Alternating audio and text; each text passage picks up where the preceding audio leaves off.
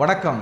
நாங்கள் இன்றைய தினம் யாழ்ப்பாணத்தின் முன்னணி ரியல் எஸ்டேட் துறையில் முன்னணி நிறுவனமாக திகழும் ரீமேக்ஸ் நோர்த் ரியாலிட்டி நிறுவனத்துக்கு இங்கே நாங்கள் வருகை தந்திருக்கின்றோம். ரீமேக்ஸ் நோர்த் ரியாலிட்டி நிறுவனமானது கடந்த 2018ஆம் ஆண்டு யாழ்ப்பாணத்தில் ஆரம்பிக்கப்பட்ட ஒரே ஒரு சர்வதேச நிறுவனம். இன்றைய தினம் 8 வருடங்கள் கடந்து 9வது வருடத்தில் காலடி வைத்து வெற்றியோடு பயணித்து கொண்டிருக்கின்றது. இந்த நிறுவனம் பல்வேறுபட்ட வரலாறுகளையும் பல்வேறுபட்ட மக்கள் சேவைகளையும் கொண்டு நடாத்தி வருகின்றது. அந்த வகையில் இன்றைய தினம் ரீமேக்ஸ் நோர்த் ரியாலிட்டி நிறுவனத்தில் கடந்த 7 வருடங்களாக பணியாற்றும் ஒரு சாதனை பெண்மணியை தான் நாங்கள் நேர்காணல் செய்ய வந்திருக்கின்றோம். அந்த வகையில் இவரை பற்றி சொல்லப்போனால் 2018ஆம் ஆண்டு இந்த நிறுவனமானது, அதாவது ரீமேக்ஸ் நோர்த் ரியாலிட்டி நிறுவனமானது ஆரம்பிக்கப்படுகின்றது. 2019ஆம் ஆண்டு இவருடைய பயணத்தை ரீமேக்ஸ் நோர்த் ரியாலிட்டி நிறுவனத்தில் ஆரம்பிக்கின்றார். பல்வேறு சவால்கள், அதாவது ஆணாதிக்கம் நிறைந்த இந்த சமூகத்தில் ஒரு பெண்ணாக தனித்து நின்று தொடர்ச்சியாக 7 வருடங்கள் தொடர்ச்சியாக பயணித்து பல்வேறுபட்ட விருதுகள் பெற்று அதோடு தன்னுடைய தொழிலும் சரி குடும்பத்திலும் சரி சிறப்பாக வெற்றிகரமாக தன்னுடைய பணியை மேற்கொண்டு வருகின்றார். யார் அவர்? ரீமேக்ஸ் நோர்த் ரியாலிட்டி நிறுவனத்தில் தொடர்ச்சியாக 7 வருடங்களாக பணியாற்றும் பிஸ்னஸ் டெவலப்மெண்ட் மேனேஜராகவும் ரியலேட்டராகவும் பணியாற்றும் சர்மிலின் ரஜீவன் அவர்களை நாங்கள் நேர்காணல் காண வந்திருக்கின்றோம். எங்களோடு இணைந்திருக்கின்றார் ரீமேக்ஸ் நோர்த் ரியாலிட்டி நிறுவனத்தின் பிஸ்னஸ் டெவலப்மெண்ட் மேனேஜர் மற்றும் ரியலேட்டராக பணியாற்றும் சர்மிலின் ரஜீவன் அவர்கள். வணக்கம். வணக்கம். எப்படி இருக்கிறீங்க? நல்லா இருக்கிறேன். நீங்கள் எப்படி இருக்கிறீங்க? நானும் நல்ல சுகமாக இருக்கிறேன். சரி, உங்களை பற்றி மக்களுக்கு நான் சொல்லிட்டேன். ரீமேக்ஸ் நோர்த் ரியாலிட்டி நிறுவனத்தில் தொடர்ச்சியாக 7 வருடங்களாக பணியாற்றி வெற்றிகரமாக இந்த ரியல் எஸ்டேட் துறையில் முன்னேறி கொண்டு இருக்கிறீங்க. சரி, அதோட அண்மையில் ஒரு அவார்ட் ஒன்று உங்களுக்கு கிடைச்சிருக்கு. அது ஒரு சர்ப்ரைஸ் தான், ஆஃபீஸுக்கே சர்ப்ரைஸ் தான். கூடுதலாக இலங்கையில் ரியல் எஸ்டேட் துறையில் அது ஒரு உயரிய விருது. சரி, அதை பற்றியும் நாங்கள் கேட்க போகிறோம். ஃபஸ்ட்டு அவங்களுக்கு கூட அவங்கள நாங்கள் அறிமுகப்படுத்துவோம். வணக்கம், உங்களை பற்றி சொல்லுங்கள். நான் ஷர்மின் ரஜீவன், ரீமேக்ஸ் நோர்த் ரியாலிட்டியில் பிஸ்னஸ் டெவலப்மெண்ட் மேனேஜராகவும் ரியல்டராகவும் ஒர்க் பண்ணி கொண்டு இருக்கிறேன். ஓகே, சரி, எப்போ இந்த பாதையை நீங்கள் தொடங்கினீங்க? நான் இங்கே ஒர்க் பண்ண ஸ்டார்ட் பண்ண வந்து 2019, 2019. சரி, எத்தனை வேலை இருக்குது? பல்வேறு பேருக்கு பேங்கிங் போயிருக்கலாம், சரியா, இல்லை கவர்மெண்ட் ஜாப்புக்கு போயிருக்கலாம். ஏன் ரியல் எஸ்டேட்? அப்படி என்ன அந்த டைம் ரியல் எஸ்டேட்டுக்கே வரணுன்ற ஒரு ஆசை? உண்மையை சொல்ல போனால் நான் வேலைக்கு வரும்போது என்ன வேலை செய்வாரண்டே ஒரு நாலேஜ் இல்லாமல் தான் வந்தேன். நார்மலி ஒரு வேக்கன்சி போஸ்ட்டை பார்த்து தான் நான் ஜாயின் பண்ணி நாங்கள் இந்த வேலையை நான் சூஸ் பண்ணது. எனக்கு தெரிஞ்சவ கூட இங்கே ஒர்க் பண்ணியிருந்தவ விட ரெக்கமெண்ட் மூலமாக நான் இங்கே ஜாயின் பண்ணேன். அப்போக்க ரியல் எஸ்டேட் என்னன்ற ஒரு நாலேஜ் கூட இல்லை. நாங்கள் இப்போ உறுதி அது இதான் இப்போ எல்லாம் லேர்ன் பண்ணிக்கிறோம். அப்போ எங்களுக்கு ஒரு உறுதி கூட பார்த்ததில்லை. ஸோ நான் 0 நாலேஜோட நீங்கள் ஒர்க் பண்ண ஸ்டார்ட் பண்ணேன். பிறகு போக போக போக நான் ஏர்ன் பண்ண வலிக்கிறோம் தானே. ஒரு டீல் முடித்தோன்னே இவ்வளோ காலம் நாங்கள் ஒரு ஆஃபீஸுக்குள்ளே இருந்து வேலை செய்கிற தானே, பொம்பளை பிள்ளை வேலை செய்கிற பார்த்துட்டு நாங்களும் அதே நினைப்போடு தான் வரும், தோட்ஸோட. ஓகே, ஒரு ஆஃபீஸுக்குள்ளே இருந்து வேலை செய்யணுமெண்டு. பட் இங்கே வந்த பிறகு நான் ஒரு டீல் முடித்து ஒரு ப்ராப்பர்ட்டி ஒன்றை மூவ் பண்ணி க்ளோஸ் பண்ண பிறகு அதுலேருந்து நான் உழைச்சி கொஞ்சம் கேஷை பார்த்தோன்னா எனக்கு இதை பிடிச்சி நான் இவ்வளோ காலம் ஸ்ட்ராங்காக நிற்கிறேன் இந்த இடத்துல. அதாவது பல்வேறு தடைகளை தாண்டி இன்று வரையும், அதாவது இந்த ஆணாதிக்கம் நிறைந்த சமூகத்தில் ஒரு பெண்ணாக தனித்து நின்று ஒரு சாதனை பெண்மணியாக இங்கே எல்லோருக்கும் ஒரு முன் உதாரணமாக திகழ்ந்து வருகின்றார். சரி, அதற்கு முன்பு இவருடைய இந்த பள்ளி பருவம் எப்போ ஆரம்பித்தது, என்னோட குடும்பம் எப்படி? சரி, அந்த எல்லாருக்குமே இந்த சமூகத்தில் நல்லா வாழணும், அதுக்கு அடிப்படை பண தேவை ஒன்று இருக்குது. சரி, உங்களோட ஆரம்ப கால வாழ்க்கைக்கும் இப்போ, அதாவது ரீமேக்ஸுக்கு முன்பு ரீமேக்ஸுக்கு பின்பு எப்படி இருக்குது அதை சொல்லுங்கள். ரீமேக்ஸுக்கு முன்புன்னு சொல்ல போனால் நம்மளுக்கு இப்போ ரீமேக்ஸுக்கு பின்னுக்கு தான் நான் பார்த்த உலகமே வேறையாக இருக்குது. நான் முதல் பார்த்த உலகம் சின்ன அப்பா அம்மா ஹஸ்பண்ட் பிள்ளை நாங்கள் பார்த்த உலகம் என்ன நாங்கள் வெளி உலகம் எங்களுக்கு தெரியாது ஸ்கூல் படித்த நாங்கள் ஏ லெவலில் எடுத்துகிட்டு பிறகு வீட்டில் கேட்க நாங்கள் பார்த்த உலகம் ரீமேக்ஸுக்கு பிறகு தான் நான் உண்மையிலேயே ஒரு வித்தியாசமான உலகத்தை பார்த்தோமே அந்த வேறு நாடு போய் பார்த்துருக்குறேன் வேறு மனிதர்கள் ரியல் எஸ்டேட் நிறைய மனிதர்களை தான் நாங்கள் சந்திப்போம் அப்போ ஒவ்வொரு விதமான ஆக்கள் அவையோட கேரக்டர்ஸ் அவையில் எப்படி பழகினோம் அப்போ எங்களுக்கு வேறு ஆக்கள் எப்படி பிஹேவ் பண்ணுறது அடுத்தது இவ்வளோ நாலேஜில் கூட நிறைய சேஞ்சஸ் இருக்குது நம்மளுக்கு அப்போ தெரிஞ்ச நாலேஜ் அப்போ நம்மளோட குவாலிஃபிகேஷன் படிப்பு ரீதியில் இப்போங்கிற குவாலிஃபிகேஷன் அடுத்த ஃபினான்ஷியல் ரீதியாக மென்டலி ரீதியாக ஃபிசிக்கலியாக நாங்கள் இப்போ தான் ஸ்ட்ராங்கான மாதிரி அப்படியே முதல் பேசிக்கில் ஹீரோவாக வந்து இப்போ ஹீரோயினாக மாறி அப்படி பார்த்தீங்கன்னா அந்த பேஸ்மெண்ட் போட்டால் இப்போ வீடு சரி வீட்டுக்கு என்ன தான் டெக்கரேட் பண்ணி அழகாக இருந்தாலும் அந்த அத்திவாரம் முக்கியம். அப்போ அதை மாதிரி இவங்க 2019ஆம் ஆண்டு இந்த ரீமேக்ஸ் நோ ரியாலிட்டி நிறுவனத்தில் இணைந்து நல்ல ஸ்ட்ராங்காக நல்ல அத்திவாரம் போட்டு இப்போ உயர்ந்து நிற்கிற யாழ்ப்பாணத்தில் இந்த காணி வீடுகள் விற்பனை துறையில் இப்படி ரீமேக்ஸ் நிறுவனம் முன்பெல்லாம் இல்லை. 2018க்கு முன்பு இந்த புரோக்கர்ஸ் தான் கூடுதலாக இந்த விற்பனை கொள்வன நடவடிக்கையில் ஈடுபடினோம். திடீரென இந்த ரீமேக்ஸ் நிறுவனம் இங்கே யாழ்ப்பாணத்துக்கு வருகை தந்து ஒரு அதாவது சர்வதேச தரத்திலான அதாவது ரீமேக்ஸ்ன்றது யாழ்ப்பாணத்தில் இல்லை அதாவது உலகளாவிய ரீதியில் எல்லா நாட்டிலையும் இந்த ரீமேக்ஸ் நிறுவனம் இருக்குது. இப்போ அந்த வகையில் ஒரு பெண்ணாக அதாவது இந்த யாழ்ப்பாணத்தில் ஒரு பெண்ணாக இந்த நிறுவனத்தில் அதாவது மற்ற வேலையிலெல்லாம் ஒரு ஆஃபீஸில் இருந்து அலுவலகத்துலேருந்து வேலை செய்யலாம். ஆனால் இது கூடுதலான கிளைம்ஸை சந்திக்கணும் அடிப்பாங்க எனக்கு ஒரு காணி வேணும் அக்கா எடுக்கலாம் உண்டு சரி இப்போ நைட்லேயும் அடிப்பாங்க பகல்லையும் அடிப்பாங்க 24 hours எங்கெங்கே எந்தெந்த நாள்லேருந்து கோல் வருமானே தெரியாது. சரி ஆரம்பத்தில் நீங்கள் அதை எப்படி பேஸ் பண்ணினீங்க? ஆரம்பத்தில் வந்து ஃபர்ஸ்ட்டாக வந்து இந்த ஃபோன் நம்பர் வந்து அப்போ தான் வெளியில் வருது சோஷியல் மீடியாவாக இருக்கட்டும் இந்த ஃபேஸ்புக் அதில் இருக்கட்டும் மற்ற வந்து சைன் போர்டு நாங்கள் ஒரு காணி விற்க போட்டால் அந்த இடத்துல எங்களோட ஃபோட்டோவையும் போட்டு நம்பரையும் போடுவோம்.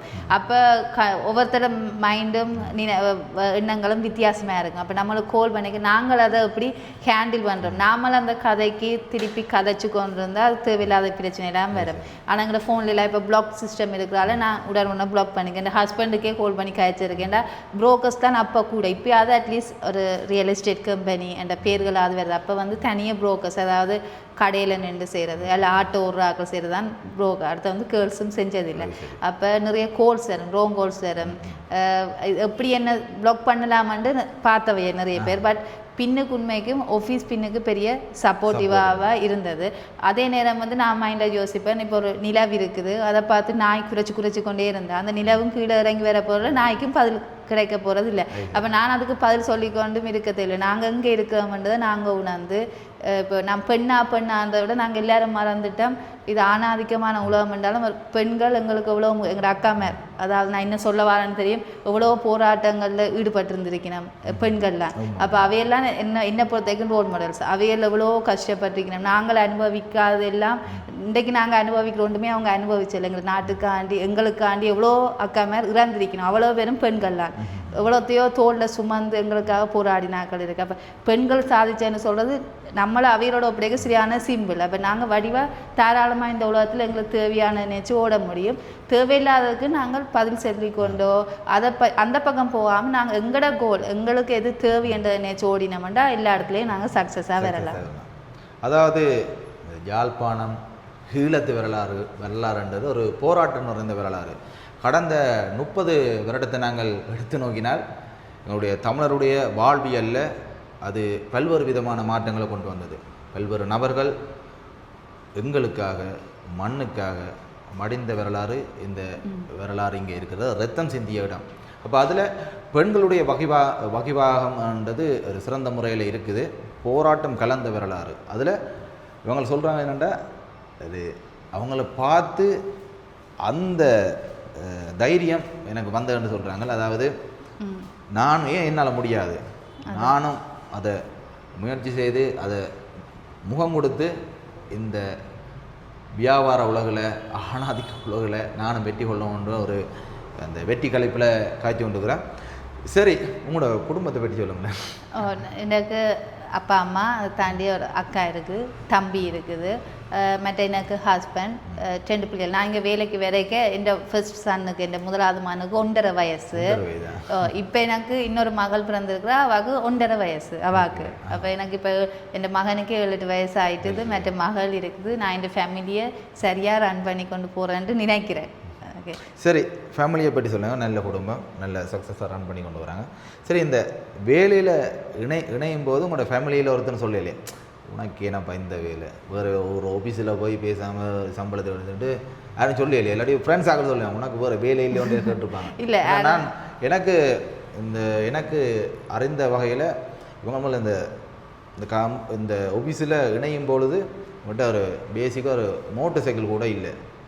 ஆனால் ஆஃபீஸுக்கு பஸ்லாம் வருவாங்க, சைக்கிளில் வருவாங்க. இப்போ பஸ்ஸில் தான் போய் கிளைண்ட்ஸுக்கு காணியெல்லாம் காட்டியிருக்காங்க. அப்போ எனக்கு இவங்களோட வரலாறு எனக்கு தெரியும். சரி, அந்த நேரம் உங்களுக்கு ஒரு சலிப்பு வேற இல்லையா, இதை விட்டுட்டுன்னா போகலாம், இல்லாட்டிக்கு வெளிநாடு போகலாம், அப்படி ஒரு சலிப்பு வேற இல்லையே இப்படி இந்த பயணம்? இல்லை, எனக்கு சலிப்பாக இருக்கல. ஏன்னா இது ஒரு இன்ட்ரெஸ்டான ஒர்க். அடுத்து இண்டிபெண்டாக நான் சுதந்திரமாக இந்த முடிவுகள் எடுக்கலாம், சுதந்திரமாக வேலை செய்கிற ஒரு இது. மற்றது உழைக்கிற பசி இருக்கணும், அதாவது ஏர்ன் பண்ணணுமெண்டு ஹங்க்ரி இருக்கணும். நான் உழைக்கணும், நாங்களுங்கிற சொந்த காலில் நிற்கணும். இப்போ அப்பா அம்மா ஒரு பைக் எடுத்தாரு, அப்பா அம்மா ஒரு கார் எடுத்தார், அந்த வாழ்க்கையை விட நாங்கள் எங்களுக்காக உழைக்கணும் ரெண்டு தான் இந்த மைண்டில் இருந்தது. ஸோ அதால் தான் நான் அதை நோக்கி ஒரு இன்றைக்கு நான் பைக் எடுத்துட்டோம்னா அடுத்தது டக்குன்னு எங்களுக்கு ஒரு பசி வந்துடும், கார் எடுத்துடணும், பிறகு விடுறது. அப்போ எங்களை பசி மாறி எங்களை ஹங்க்ரி ஒவ்வொன்று மாற நான் அப்போ உழைச்சிட்டே தான் இருக்கணும். சோம்பறியா ஓகே இவ்வளோ காணும் வேண்டிட்டெல்லாம் நாங்கள் இருக்கலாது. அப்போ உழைச்சிட்டே இருக்கோம்னாக்கா அப்போ ஓடித்தான் ஆகணும். ஸோ அதால் எனக்கு இது இன்ட்ரெஸ்டாக இருக்கிறதால நான் இதை விடாமல் அடுத்த பிடிச்சி போய் சேரேன். அடுத்த எல்லாமே சப்போர்ட்டிவாக இருக்கேக்க நான் விட்டு போகணும். ஆஃபீஸ்லேருந்து எல்லாமே சப்போர்ட்டிவாக இருக்கு. என்னோட வேலை செய்கிற ஆக்களாக இருக்கட்டும், அது நேரம் என் ஹஸ்பண்ட் யாருமே எனக்கு நீங்கள் கேட்ட நீங்கள் யாரும் தடை. எனக்கு ஹஸ்பண்ட் தான் முதலாவதாக. நான் போட்டில் ஃபோட்டோ போடைக்கு நான் கொஞ்சம் யோசிச்சேன், என்னென்ன ஃபோட்டோ போட்டு நம்பர் போடுறேன். நான் அவர் தான் இல்லை போடலாம், போட்டு ஒர்க் ஏன்னா எங்களை ஒரு ஆள் ஐடென்டிஃபை பண்ணால் தான் எங்கள்கிட்ட ப்ராப்பர்ட்டியெல்லாம் சேல் பண்ண தருவினேன். நான் ஃபோட்டோ போடாமல் போட்டால் நான் யாருண்டே தெரியாது. இப்போ என்ன அவையோட ப்ராப்பர்ட்டி இப்போ 5 கோடி 6 கோடிக்கு ப்ராப்பர்ட்டி இருந்தால் எங்களை நம்பி எப்படி விற்க தெரியும். ஸோ எங்கள் ஃபேமிலி சப்போர்ட்டிவாக தான் இருந்தது. பேரண்ட்ஸு நான் வேலைக்கு வரைக்கும் பிள்ளைகளாக வச்சுருக்கேன். ஸோ அப்போ எல்லோரும் சப்போர்ட்டிவ் இருக்காலே என்னால் கொஞ்சம் ஈஸியாக இன்னும் மூவ் பண்ணக்கூடிய மாதிரி இருந்தது இந்த ஜேர்னியில். அப்போ பார்த்தீங்கன்னா ஒரு பேக் போனாக இவங்களோட குடும்பம் இருந்திருக்கு. சரி, அதோட இந்த நிறுவனத்தினுடைய ரீமேக்ஸ் ஆஃப் ரியாலிட்டி நிறுவனத்தினுடைய நிறுவனர் லதன் வரதராஜா அவர்கள், அவருடைய வகிவாகம் எப்படி, உங்களுக்கு ஆதரவு எப்படி இருக்குது, இந்த நிறுவனத்தை கொண்டு போகிற விதம் எப்படி இருக்குது, பல்வேறு சவால்கள். இப்போ உதாரணத்துக்கு இப்போ கேட்டு தெரிஞ்ச ரீதியில் இந்த நிறுவனத்தையே பூட்டி நிப்பாட்டிட்டு போகிற அளவுக்கு எல்லாமே நடந்திருக்கு சில நிகழ்வுகள். இப்போ அந்த நேரம் நீங்கள் எப்படி அதை பேஸ் பண்ணுவீங்க? சில பேர் என்னென்னா அப்படியே பயந்து ஒடுங்கி போயிருந்துருவாங்க. அந்த தைரியம், இப்போ அவர்கிட்ட தைரியம் அது என்னென்ன? அதாவது ஒரு கனடா நாட்டில் இருந்து இங்கே முதலாவதாக இந்த ரியல் எஸ்டேட் துறையில் ஒரு புதிய ஒரு பரிணாமத்தை கொண்டு வரணுன்ற ஒரு முயற்சியில் இங்கே வந்திருந்தவர். சரி, அவருடைய வகைவாகம் அப்படி இப்போ அவர் இப்போ 2018 இங்கே கொண்டு வரைக்க ரீமேக்ஸ்ன்றதே இங்கே யாருக்குமே தெரியாது. நாங்கள் 100% சொல்லலாம். ரீமேக்ஸ் இங்கே இந்த ரீமேக்ஸ் என்ற வேர்டே ஆக்களுக்கு தெரியாது. ரீமேக்ஸ் என்ற என்ன எதுவுமே தெரியாது. அவர் 2018 கொண்டு வந்த பிறகு அவர் மார்க்கெட்டிங்குக்கு நிறைய செலவழிச்சிருக்கிறார். ஒரு இடத்துல போடுற பேனர்ஸாக இருக்கணும், அதுக்கு சரியான செலவு. நாங்கள் ட்ரேட் ஃபேரில் இப்போ பார்க்கலாம் சிம்பிளாக இருக்கும், அதுக்கு பின்னுக்கு எத்தனையோ லட்சங்கள் நாங்கள் கொடுக்குற ஸ்பான்சர்ஷிப். அப்போ அவர்கிட்ட மார்க்கெட்டிங்லாம் இந்த ரீமேக்ஸ்ன்றது எல்லாருக்கும் தெரிய வந்தது. அதே நேரம் அவர் இப்போ எல்லாருமே இங்கேருந்து கனடாவுக்கு போகிறது விசாவில் எத்தனையோ பேர் போயிட்டோம். ஆனால் அவர் கனடாலேருந்து இங்கே ஜாழ்ப்பாணத்தில் நின்று வேலை செஞ்சோம் நினைக்கிறேன். ஏன்னு சொன்னால் இங்கே இருக்கிற தமிழ் ஆக்களுக்கு ஆப்பர்ச்சுனிட்டிஸ் கொடுக்கணும். நாங்கள் எல்லாரும் இப்படி போகிறோம்னு சொன்னால், இப்படி ஜாழ்ப்பாணத்தை விட்டோ எங்களோட நாட்டை விட்டு போகிறோம்னு சொன்னால் நிறைய போராட்டங்கள் நடந்திருக்கவே தேவையில்லை, நாங்கள் தூக்கி கொடுத்துட்டு போயிருக்கலாம். ஸோ அப்போ நாட்டில் நாங்கள் எல்லாம் இருக்கணும்னா இங்கே எங்களுக்கு உழைக்கிறதுக்கான வழி தேவை. கனடாவில் எல்லாம் ரீமேக்ஸ் எவ்வளோ ஆஃபீஸர்ஸ் இருக்குது, எத்தனையோ தமிழ் ஆக்கள் வேலை செய்யணும், பொம்பளை பிள்ளைகள் வேலை செய்யணும். அப்போ அதை பார்த்துட்டு தான் அவர் இது ஒரு டிஃப்ரெண்ட்டாக இருக்குது, இதை கொண்டு வரணும், இங்கே கொண்டு வந்து எல்லாட்டும் லைஃபையும் மாற்றணும்னு யோசிச்சார். அவர் எங்களுக்கு சொல்ல போனால் அவர் பொஸ்ஸாக இருக்கிறத விட லீடர். இப்போ போய் அதை செய்யன்றதை விட வா நாங்கள் செய்வோம்ன்றதுக்கு டிஃப்ரென்ஸ் இருக்குது. ஸோ அவர் அப்படி இருந்தால்தான் எங்களால் இன்னும் சலிக்காமல் இது இந்த இடத்துல கொண்டு போகக்கூடிய மாதிரி இருக்குது. எத்தனையோ தடை வந்தாலும் நாங்கள் இதை க்ளோஸ் பண்ணணும்னு நினைச்சல. இப்போ அவர் எவ்வளோ உழைச்சாருன்றது எனக்கு தெரியாது. ஆனால் நாங்கள் இருக்கிற ஒவ்வொருத்தரும் உழைச்சிருக்கிறோம். அவர் இங்கேருந்து கனடாக்கிற காசு அடுக்க அவரால் ஒரு பிரெட்டும் பட்டரும் கூடி வேண்டியலாது. ஏன்னா நாங்கள் உழைக்கிற காசு இங்கே ரெண்டுக்கு சேலரிக்கு எல்லாமே போயிடும். ஸோ அப்போ அவர் தான் எவ்வளோ இதுலேருந்து எடுக்கிறேன்னு பார்த்தாம தன்னால் எத்தனை பேர் லைஃப் மாறி இருக்குன்றதை நான் பார்க்குறேன். சரி, ஒரு நாட்டுக்கு ஒரு தலைவர் எவ்வாறு முக்கியமோ ஒரு குடும்பத்துக்கும் ஒரு தலைவர் முக்கியம். அதே மாதிரி ஒரு அலுவலகத்துக்கும் ஒரு தலைமை, ஒரு நல்ல ஒரு தலைமைத்துவம் அமைஞ்சால் தான் அந்த அலுவலகமானது ஆஃபீஸானது தொடர்ச்சியாக பயணிக்க முடியும். அதாவது 2018ஆம் ஆண்டு தொடங்கி இப்போ நாங்கள் இப்போ நிற்கிறது 2026ஆம் ஆண்டு. 26ஆம் ஆண்டு வரை பல்வேறுபட்ட சவால்களை தாண்டி இன்று வரை ஒரு இந்த ரீமேக்ஸ் ஆஃப் ரியாலிட்டி நிறுவனத்தை தன்னுடைய அந்த முதுகுல சுமந்து இருக்கும் அது என்னுடைய நிறுவனர் லதன் வரதராஜ் அவர்களுடைய அந்த வகிவாங்கு அதை பற்றி எங்களோட சிறப்பாக பகிர்ந்திருந்தார். அவருக்கும் எங்களுடைய சிறப்பு வாழ்த்துக்கள். சரி, ஏன் உங்களை நாங்கள் தெரிவு செய்யணும் இந்த காணி வாங்குறவர்கள் சொல்லுங்கள். என்ன பற்றி நான் சொல்லுவேன்டா, எனக்கு என்ன நீங்கள் தெரிவு செய்யணும்னா எனக்கு எக்ஸ்பீரியன்ஸ் இருக்குது, எனக்கு பொறுமை இருக்குங்க. எல்லாருடைய எப்படி கதைக்கணுமெண்டு ஒரு ப்ராப்பர்ட்டியை வந்து விற்கிறதுக்கு எப்படி மார்க்கெட் பண்ணணுமென்ற நாலேஜ் என்னட்டு இருக்குது. அடுத்த நெகோசியேஷன் பவர், அதாவது விலையில் வந்து கதைக்கிறது, அதுக்கான ஒரு ஸ்கில் வந்து என்னட்ட இருக்கு நினைக்கிறேன். அதே நேரம் நேர்மையாக இருக்குது. அதே நேரம் பின்னுக்கு இந்த ஆஃபீஸ் இருக்குது. இந்த ஆஃபீஸ் ஒரு இடத்துல இவ்வளோ காலமாக இருக்குது. ஸோ நீங்கள் நம்பி என்ன அல்ல எங்களை வந்து கண்டாக்ட் பண்ணலாம். சரி, உண்மையிலேயே ஒரு சிறந்த தலைமைத்துவ பண்பு இவருக்கும் இருக்குது. அதாவது நான் கூட இந்த ரீமேக்ஸ் ஆஃப் ரியாலிட்டி நிறுவனத்தில் நான் இணைந்து ஒரு வருடங்கள் கலந்துட்டு சரியா. அப்போ முதலாவது இந்த நிறுவனத்தில் இணைந்து முதலாவது மாதம் நான் ஒரு ப்ராப்பர்ட்டி டீல் க்ளோஸ் பண்ணினேன். அது எனக்கு முதல் ட்ரெயின் பண்ணினா இவங்கள்லாம் எனக்கு முதல் என்னென்றால் ஒரு காணி கொள்வனை விற்பனை தெரியும். ஆனால் அதில் உள்ள என்னென்ன சப்ஜெக்ட் இருக்குது, அது எப்படி அதை மூவ் பண்ணுறேன்ட்டு சொல்லி அதோட இவருடைய தம்பியும் இங்கே ஹெமன் இங்கே ஒர்க் பண்ணுற இப்போ அவரோட தான் இந்த பிஸ்னஸ் க்ளோஸ் ஆகினது. அப்போ எனக்கும் இவங்கள ஒரு முக்கியமான நபர் தான். பிள்ளையார் சொல்லி ஓட்டேன்னு சொல்லலாம். சரி, அடுத்து என்ன மாதிரி இப்படி இந்த எவோர்ட் ஒன்று கிடைச்சாண்டு சொன்னேன் தானே, ஒரு சர்ப்ரைஸாக இருக்கு. அதாவது இந்த எவோர்ட் ரீமேக்ஸ் .llc அந்த நிறுவனத்திலேருந்து உங்களுக்கு கிடைச்சிருக்கு. அதாவது இலங்கையில் ரியல் எஸ்டேட் துறையிலேயும் உங்களுக்கு ஒரு முன்னணி ஒரு அவார்டாக தான் அது கிடைச்சிருக்கு. அதை பற்றி எங்களுக்கு கொஞ்சம் சொல்லுங்களேன். இப்போ எனக்கு கிடைச்சிக்கிற அவார்டு வந்து 100% கிளப் அவார்டு. அதாவது ரீமேக்ஸ் LLC, அதாவது எங்களோட தலைமை அலுவலகம், அதாவது எங்களோட ஹெட் ஆஃபீஸ் இருக்கிறது வந்து அமெரிக்காவில் இந்த ரீமேக்ஸ் என்ற நிறுவனமே ஆரம்பித்தது. அங்கேருந்து அந்த 100% கிளப் அவார்டு கிடைச்சிருக்கு. அந்த கிளப் அவார்டு எதுக்கு கொடுப்பினோம்னு சொன்னால் $1 லட்சத்துலேருந்து 2,50,000 வருஷத்துக்கு ஏர் மேக் பண்ணினோம், ஏர் உழைக்கினோம்ன்றது. இப்போ வேறு நாட்டிலேருந்து எடுக்கிறது ஈஸி, ஏன்னா $US தானே. இப்போ கனடாலேருந்து எடுக்கிறது, அமெரிக்காவிலேருந்து, யூரோப்லேருந்து எடுக்க கன்வெர்ட் பண்ணிக்க. ஆனால் நாங்கள் இங்கே ருப்பீஸில் உழைச்சிட்டு அதை கன்வெர்ட் பண்ணுறது வந்து கஷ்டம். அப்போ அதுதான் அது ஒரு ஹிஸ்ட்ரி மேக்கிங்காக எல்லோரும் பார்க்கணும். என்னென்னா இங்கேருந்து நாங்கள் டாலர்ஸில் கன்வெர்ட் பண்ணி அங்கே இருக்கிற ரியல்டர்ஸோட, இப்போ கனடாலேருந்து வர ரியல்டர்ஸ், அமெரிக்காலேருந்து வர ரியல்டர்ஸோட நம்ம அங்கே போய் அவார்ட் பண்ணலாம். நான் இங்கே சில சூழ்நிலை காரணமாக நான் போக முடியாமல் போனது, எனக்கு அவார்ட் கிடைக்கிறேன்னா இப்போ நான் அங்கே அவார்டு இங்கே இல்லை என்னட்ட, நான் போய் அங்கே போய் அந்த ஸ்டேஜில் என்னால் போய் அவார்டை வந்து எடுத்துக்கொள்ளக்கூடிய சான்சஸ் வந்து கிடைச்சிது. பார்த்தீங்கன்னா அவங்க டொலர்ஸ்ன்ற பெருமதி சொல்லியிருக்காங்க, கூட உழைச்சா தான் இந்த அவார்ட் கிடைக்கும். அப்போ நீங்களே கல்குலேட் பண்ணுங்கள் எப்படியா நாளண்டு. சரி, அப்போ நீங்களும் ஒரு சாதனை பெண்மணியாக நீங்களும் இந்த ரியல் எஸ்டேட் துறையில் இணைந்து நீங்களும் பயணிக்க முடியும். நீங்களும் உங்களுடைய பொருளாதாரத்தையும் வெற்றி கொண்டு உங்களுடைய குடும்பத்தையும் மகிழ்ச்சியாக கொண்டு செல்லக்கூடிய ஒரு துறை தான் இந்த ரியல் எஸ்டேட் துறை. ரியல் எஸ்டேட் துறையில் குறிப்பாக ரீமேக்ஸ் ஆஃப் ரியாலிட்டி இங்கே முன்னணியில் திகழ்ந்து வருகின்றது. எங்களோடு தன்னுடைய அனுபவத்தை பகிர்ந்து கொண்டிருக்கின்றார் சர்மிளியன் ராஜீவன் அவர்கள். சரி, அடுத்த திட்டங்கள் என்ன? அடுத்த திட்டம் நாங்கள் ஒரு இவ்வளோ ஒரு டீம் மெம்பர்ஸ் இப்போ இருக்கிறோம் தானே ஒரு அதை இவ்வளோ தூரம் நாங்கள் பெருசாக்க போகிறோம். அடுத்தது எங்களோட ப்ரோக்கோன், அதாவது எங்களோட லதன் வரதராஜா என்னது கொண்டு வந்த இந்த ஆஃபீஸை இங்கே இருக்கிற தமிழாக்களுக்கு நிறைய ஆப்பர்ச்சுனிட்டிஸ் கொடுக்கணும். எங்களுக்கு இந்த வெளிநாட்டு அப்படி என்ன ஒன்று இல்லாமல் நாங்கள் எங்களோட நாட்டில் எங்களோட வளத்தை வச்சுட்டு நாங்கள் எப்படி உழைக்கிறன்றது தான் கொண்டு வந்தோம். அப்போ எங்களோட டீமை வந்து என்ன செய்யணும், பெருசாக்கணும். அப்போ நான் இந்த இன்டர்வியூ மூலமாக நான் இந்த எக்ஸ்பீரியன்ஸ் ஷேர் பண்ணதோட நான் சொல்கிறது, எல்லா கேர்ள்ஸை பார்த்து நான் சொல்கிறது வந்து இண்டிபெண்டாக வேலை செய்யலாம். அவங்களோட பிள்ளைகள் இருந்தால் அந்த டைம் விட்டுட்டு வந்து உங்களோட கிளைண்ட்ஸை மீட் பண்ணிக்க மட்டும்தான் வேற போயினேன். இப்போ ஆஃபீஸ் ஒர்க்குண்டா 9 to 6 வந்து இருக்கணும். ஆனால் குறிப்பிட்ட சம்பளம் தான் கிடைக்கும். எவ்வளோ தான் கஷ்டப்பட்டாலும் அதை விட மீறி கிடைக்கிறது கஷ்டம். ஆனால் இங்கே வந்து நீங்கள் உழைக்கிற பசியோடு வந்தால் நாங்கள் ட்ரெயின் பண்ணி விட தயாராக இருக்கிறோம்.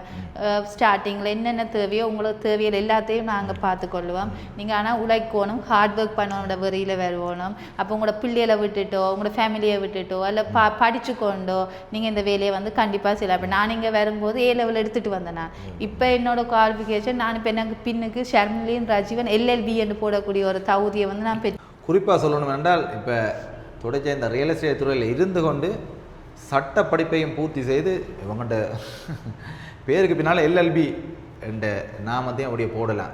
அந்த அதிகாரம் அவங்களுக்கு இருக்குது. அதோட இப்போ இன்னும் ப்ளஸ் என்னென்னா, இப்போ ரியலேட்டராகவும் இருக்கிறாங்க, பிஸ்னஸ் டெவலப்மெண்ட் மேனேஜராகவும் இந்த ரியல் எஸ்டேட் துறையில் இருக்கிறாங்க. அதோட ஒரு சட்டத்திறனி இனி ஒரு முப்பரிமாணத்தில் இவங்களை நீங்கள் பார்க்க முடியும். இன்னும் தொடர்ச்சியான பல படிக்கட்டுகளை தாண்டி ஒரு ஏணிப்படி ஏற போகிறாங்க. அப்படி தானே ட்ரை பண்ணோம். இனி அடுத்தடுத்து இப்போ சட்டப்படிப்பை முடிச்சிருக்கிறோம். இனி நாங்கள் லோக்கல் ஜெண்டர் பண்ணணும். நிறைய விஷயம் இருக்குது. இப்போ LLBயோட பேர் வந்திருக்கு பின்னுக்கு. இனி நாங்கள் இங்கே ஒரு சட்டத்தரணியாக நான் வேலை செய்கிறதுக்கான அடுத்தடுத்ததில் நான் படிக்கணும். ஸோ அதுக்கானதை நான் ட்ரை பண்ணிக்கொண்டு இருப்பேன். அதாவது ஒரு காணி ரியலேட்டராக இருந்தால் ஒரு காணி வந்து வாங்குறதுக்கு ஒரு இடைத்தரகராக இருப்பாங்க. ஆனால் இவங்க பேருந்து என்ன செய்வோம், நாங்கள் ஒரு சட்டத்திறனியை பார்த்து தான் அந்த டீல் அந்த உறுதிகள் சரியாக இருக்கா இல்லையாண்டு அதை இருக்கா சரி பார்த்து அதை பூர்த்தியாகும். அப்போ இவங்கள் எல்லாமே இவங்கள்ட்ட இருக்குது. ரியலேட்டராக இருக்கிறாங்க, சட்டத்திறனியாக இருக்கிறாங்க. அப்போ இப்போ இவங்களை தொடர்பு கொண்டால் நீங்கள் இலவாக உங்களுடைய காணிகளை நீங்கள் விற்பனை செய்ய முடியும், நீங்கள் கொள்வனம் செய்ய முடியும். ஏன்னாண்டா ஹோல் இன் ஒன் எல்லாமே இவங்ககிட்ட இருக்குது. எங்களோடு தொடர்ச்சியாக ரீமேக்ஸ் நோ ரியாலிட்டி நிறுவனத்தில் பிஸ்னஸ் டெவலப்மெண்ட் மேனேஜராகவும் ரியல்டராகவும் கடமை புரியும் சர்மிலின் ராஜீவன் அவர்கள் இதனுடைய அனுபவங்களோடு பகிர்ந்து கொண்டிருக்கின்றார். சரி, ஒரு இரும்பு பெண்மணியாக இந்த மார்ச் 8ஆம் தேதி மகளிர் தினம். இப்போ மகளிர் எல்லாமே யோசிச்சுருப்பாங்க, என்னடாப்பா படித்து முடித்து யூனிவர்சிட்டி எடுத்த பிறகு எல்லாம் யோசிப்பாங்க, நான் லண்டன் போகணும், வெளிநாடு போகணும், வெளிநாடு கட்டித்தான் போகணுமெண்டு எல்லாமே. சில பேர் படிக்க யோசிப்பாங்க, மச்சான் வெளிநாட்டில் இருக்கிறாரு, அங்கே போனால் நீ செட்டில் ஆகிடணும், நீ கொஞ்சம் நோமலாக படி, ஒரு ஐஃபோன் ஒன்று அனுப்புவார் பார்த்துட்டு அப்படி எல்லாருக்குமே ஒரு கனவு இருக்கும். கூடுதலாக யாழ்ப்பாண பெண்கள் அப்படி தான், வெளிநாடு போய் முடிக்கணும், முடித்து ஃபேமிலியை செட்டில் பண்ணணும், இங்கேருந்து காசு அனுப்பணும். ஆனால் அதையும் தாண்டி இவங்கள் இங்கே வெளிநாட்டில் உழைக்கிற காசை விட கூட உழைச்சி இப்போ ஒரு சாதாரண பெண்மணியாக இருக்கிறாங்க. சரி, யாழ்ப்பாண பெண்களுக்கு இந்த ரியல் எஸ்டேட் துறையில் இணைகிறதுக்கு நீங்கள் சொல்கிற அறிவுரை ஓகே சொல்லுங்கள். நான் என்ன சொல்ல வரேன்டா, உங்களுக்குள்ள உழைக்கணும், நான் நல்லா ஹார்ட் ஒர்க் பண்ணுவேன், என்னால் ஓரளவுக்கு இந்த கம்ஃபர்ட் ஜோன், அதாவது ஒரு வட்டத்துக்கு இல்லாமல் நான் உடைச்சி நான் என்னால் முடிஞ்ச அளவு ஒர்க் பண்ணுவேன் நினைக்கிறேன். நீங்கள் எல்லோரும் தாராளமாக ஜாயின் பண்ணலாம். உங்களோட சிவியில் வந்து எங்களோட ஆஃபீஸ் அட்ரஸுக்கெல்லாம் சென்ட் பண்ணலாம். ஆஃபீஸ் இருக்கிறது கண்ணாத்திட்டி ரோட், ரீமேக்ஸ் நோ ரியாலிட்டி நீங்கள் லொக்கேஷனில் சர்ச் பண்ணாலே வரும். நீங்கள் வந்து எங்களோட தாராளமாக கதைக்கலாம்.